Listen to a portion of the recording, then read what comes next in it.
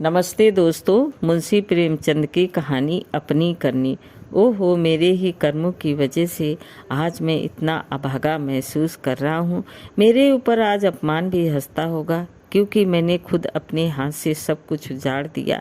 1 साल पहले मैं इतना किस्मत वाला था, क्या ही कहूँ। आराम का जीवन, अच्छी सेहत, पत्नी और 2 प्यारे बच्चे, ऊंचा घराना। उस पर पढ़ा लिखा होने के बाद भी मैंने खुद ही ऐसी हालत कर ली है। एक इंसान को जो कुछ भी एक अच्छी जिंदगी जीने के लिए चाहिए, वो सब मेरे पास था। मैं अब किसी योग्य नहीं, क्योंकि मैंने किसी चीज़ की कदर ही नहीं की। मेरे जीवन में ऐसी महिला थी जिसने मुझ में लाख बुराई होने के बाद भी कुछ बुरा नहीं कहा, कभी गुस्सा नहीं किया। मैं ऐसा हूँ कि दीवानगी के नशे में चूर होकर उसे इज्जत नहीं की, उसे तड़पाया, रुलाया और मन ही मन खूब जलाया भी।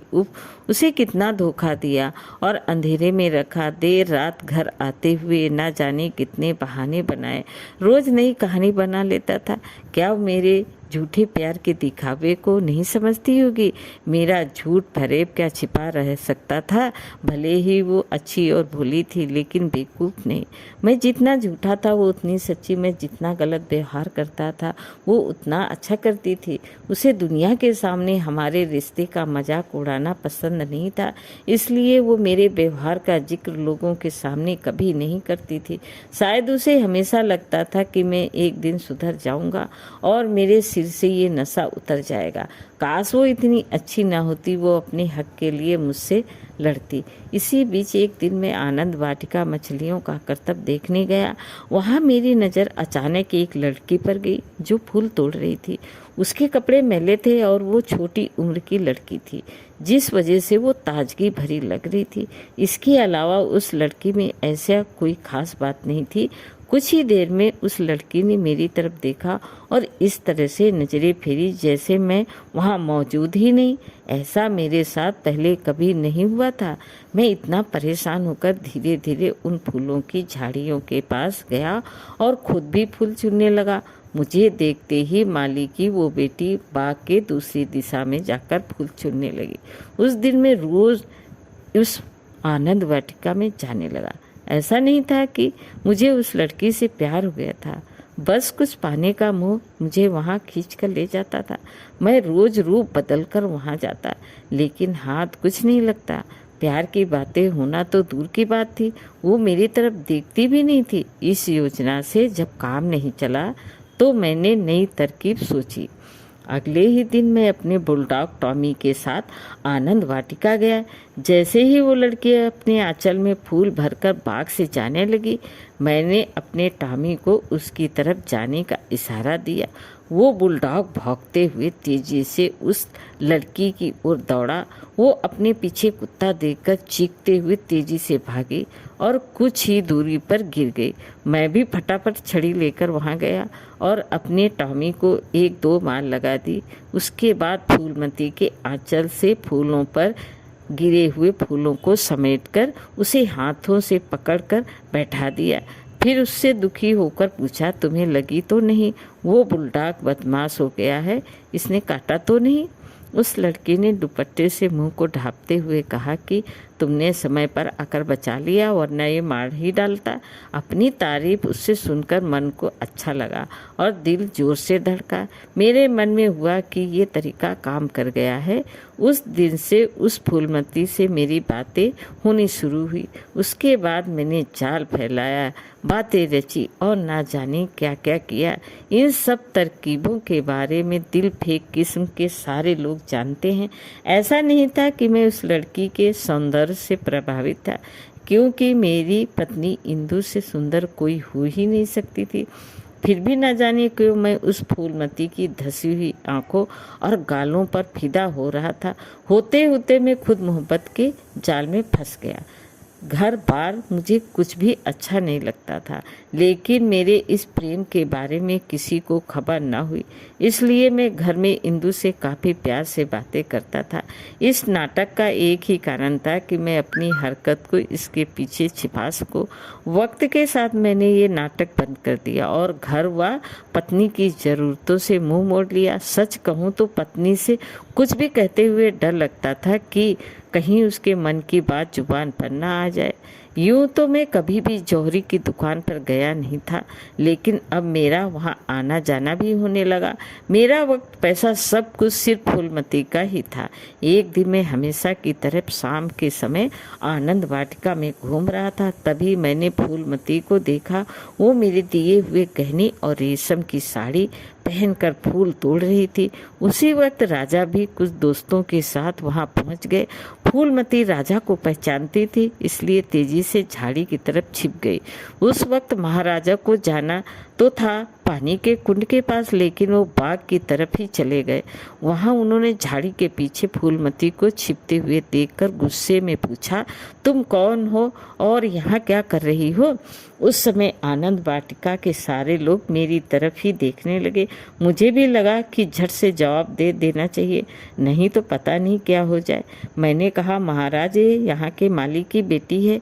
ये सुनते ही राजा और बिगड़ गए। उन्होंने पूछा, ये माली की बेटी है? इसके कपड़े, गहने, इन सबको देखकर कहाँ से लग रहा है कि ये माली की बेटी है? तभी माली भी वहाँ पहुँच गया और उसने जवाब में कहा, साहब ये मेरी ही बेटी है। राजा ने गुस्से में पूछा, तुम्हारी तनख्वाह कितनी होगी? माली ने बताया, 5 रुपये। फिर राजा ने पूछा, क्या ये शादीशुदा है? माली जवाब में बोला, नहीं। ये सुनते ही महाराज ने नाराज होते हुए कहा, इसका मतलब तू चोरी करके इसे ये गहने और रेशम की साड़ी देता है। अभी मैं तेरी शिकायत पुलिस में करता हूँ। कमाता है 5 रुपये और बेटी को गहनों से लाद रखा है। महाराज के पैरों पर गिरकर माली बोलने लगा, साहब मेरी वफादारी पर सवाल मत उठाइए। ये इस लड़की की हरकत है। आजकल ये बड़े लोगों के साथ उठने बैठने लगी है। इसने मेरी नाक कटवा दी है। वहाँ से ये इसे सब कुछ मिला है। आप जानते ही हैं अमीर लोग कैसे होते हैं। इतना सब सुनते ही महाराज ने जोर देते हुए पूछा, क्या इसका संबंध किसी सरकारी नौकर के साथ है? माली ने जवाब में हाँ कहा। फिर महाराज बोले, जब भी तुमसे उसका नाम पूछूंगा तुम्हें बताना होगा। वो सिर झुकाते हुए कहने लगा, बिल्कुल महाराज, सच को किसी बात का भय नहीं होता। आप जब भी पूछेंगे मैं नाम जरूर बताऊंगा। उस समय मेरा शरीर पूरा ठंडा पड़ गया। मन में हुआ कि आज ही महाराज के सामने मेरा राज खुल जाएगा और बदनामी होनी पक्की है। लेकिन महाराज ने अपने दरबार के कार्यकर्ताओं की इज्जत को यूं सरेआम उछालना ठीक नहीं जाना और नाम बाद में पूछने की बात कहते हुए अपनी गाड़ी में बैठकर महल चले गए। तभी मैं अपने घर पहुंचा तो वहाँ एक बूढ़ी औरत दिखाई दी। वो बिल्कुल पूछताछ करने वाली जासूस महिला लग रही थी, जो चेहरे पर नकली भोलापन लेकर चलती है। मैंने अंदर जाते ही पत्नी से पूछा, कौन थी वो? उसने बताया कि एक भिखारिन थी। मैंने मन में हुआ कि वो ऐसी तो नहीं लग रही थी। मैंने गुस्से में कहा, वो भीख मांगने आई थी? ऐसा तो बिल्कुल नहीं लग रहा था। मेरी पत्नी ने मुझ पर तंज कसते हुए कहा, आजकल अंदर से कौन कैसा होता है किसी को पता थोड़ी चलता है। वो भीख मांगने के लिए आई थी, मैंने दे दी। वो कैसी है कैसी नहीं इसकी जांच नहीं की मैंने। तब मैं नाराज होकर पत्नी का हाथ पकड़ते हुए बोला, देखो जो भी है सच सच मुझे बता दो। मैं तुम पर बहुत भरोसा करता हूँ और मुझे अपनी इज्जत किसी भी चीज़ से ज़्यादा प्यारी है। तुम्हारी बात करने के तरीके से ही मैं समझ रहा हूँ कि ज़रूर कुछ गड़बड़ है। तभी वो रोते हुए बोली, तुम मुझ पर शक मत करो। मैं उस महिला की बात में आ गई थी और घर का पूरा हाल बता दिया। मेरा गुस्सा कम हुआ और मैंने इंदुमती से पूछा, आखिर क्या हाल बता दिया तुमने उसे? उधर से जवाब आया, सब कुछ तुम्हारे घर से यूं मुंह मोड़ना, लापरवाही, बेवफाई, किसी चीज़ की फिक्र न करना, मैंने सब उसे बता दिया। तुम्हें अंदाज भी है कि घर चलाने के लिए मेरे सारे गहने बिक गए हैं। तुमने 3 महीने से घर खर्च के लिए 1 रुपया भी नहीं दिया है। इन सब ने मेरा मन दुखी था और जब उसने प्यार से पूछा तो मैंने भी सारा हाल कह दिया। लेकिन आज एक बात साफ हो गई है कि तुम्हें मुझ पर भरोसा नहीं है, वरना इस तरह से बातें नहीं करते। ये सब जानते ही मैंने अपने दोनों हाथों से अपना सिर पकड़ लिया। उधर महाराज को फूलमती और मेरे बारे में सब कुछ पता चलने ही वाला है और इधर घर का सारा भेद एक औरत लेकर चली गई।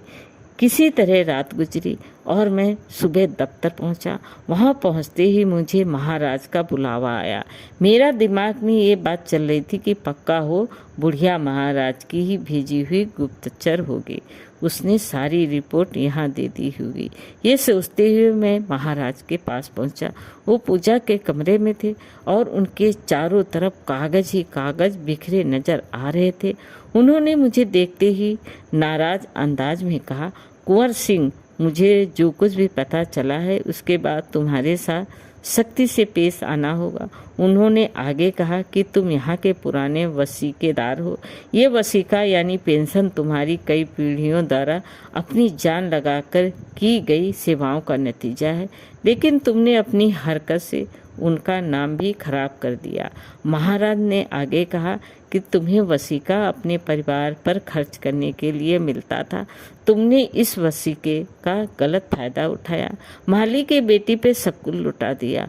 अब मैंने उस वसीके के दस्तावेज से तुम्हारा नाम हटाकर तुम्हारी पत्नी का नाम डाल दिया है, ताकि वो अपने बच्चों को पढ़ा लिखा कर इस काबिल बना सके कि तुम्हारी पीढ़ी की तरह वो महल की सेवा करें। तुम्हारी जैसी हरकत से तो पीढ़ियों का नाम खराब तो होगा ही और वसीकेदारों का नाम भी नहीं बचेगा। तुम्हारी पत्नी ही वसीका पाने के काबिल है और तुमको अब मालियों की सूची में डाल दिया गया है। तुम इसी के लायक हो। अब यहाँ से जाओ और अपनी करनी पर पछताओ। इसके अलावा तुम्हारे पास करने के लिए कुछ भी नहीं। मेरी गलती थी, इसलिए मुझे कुछ भी कहने की हिम्मत नहीं हुई। सब कुछ सुनने के बाद मैं घर लौटने लगा। फिर मन से आवाज़ आई, कौन सा घर? अब तुम्हारा कुछ भी नहीं रहा। धीरे धीरे ये बात पूरे नगर में फैल जाएगी और लोग तरह तरह की बातें करेंगे, कुछ झूठी हमदर्दी दिखाएंगे तो कुछ मजाक उड़ाएंगे। फिर मन हुआ कि एक बार फूलमती से मिल लो, लेकिन लगा कि अब ना वो रोब है और न रुतमा, कैसे उसे मिलूंगा। उसने कहीं भावनाओं में बहकर मेरे साथ चलने की बात कह दी तो क्या करूंगा। अकेला तो जैसे भी गुजारा हो जाएगा, लेकिन उसके साथ चीज़ें मुश्किल होगी। मन से भी आवाज़ आई, उसी की वजह से सब कुछ बर्बाद हो गया। इतना सोचकर मैं बम्बई की ओर निकल गया। अब बम्बई की ही एक मिल में नौकरी करते हुए 2 साल बीत गए। पैसे के नाम पे बस इतना ही मिलता था, किसी तरह कुछ खा पी लूं। एक बार मैं चुपचाप अपने घर गया। वहाँ देखा कि मेरे बच्चे घर के बाहर अच्छे से खेल रहे थे। मेरी पत्नी ने पूरे घर को अच्छे से संभाल रखा था। घर के बाहर 2 लालटेन जल रहे थे, सब कुछ बहुत साफ था। तभी मुझे पता चला कि 2-4 महीने मेरी खोज करने के लिए अखबार में कुछ इश्तिहार भी छपे थे, लेकिन इस मुँह को लेकर मैं कहाँ जाता। मैं फूलमती को भी देखा, पता चला कि वो किसी नई रईस के साथ थी। अपनी जिंदगी पर अफसोस करते हुए मन में हुआ कि अब इसी हालत में जीवन जीना है। अब चाहे हंसकर जिंदगी जी लूं या रोकर। अपने पास मौजूद किसी चीज़ की मैंने कदर नहीं की और खुद अपनी हंसी खुशी को पैरों से ठोकर मारकर अब पछता रहा हूँ। मैं वो इंसान हूँ जिसने अपने सब कुछ को खुद से ही जला दिया और अब उसी की राख भी नहीं बची। कहानी से सीख, अपने घर परिवार को भूलकर किसी पराई स्त्री के चक्कर में पड़ने से सब कुछ बर्बाद हो जाता है। दूसरी सीख ये है कि झूठ छिपाए नहीं छिपता। दोस्तों, कहानी कैसी लगी? लाइक करें, सब्सक्राइब करें। धन्यवाद।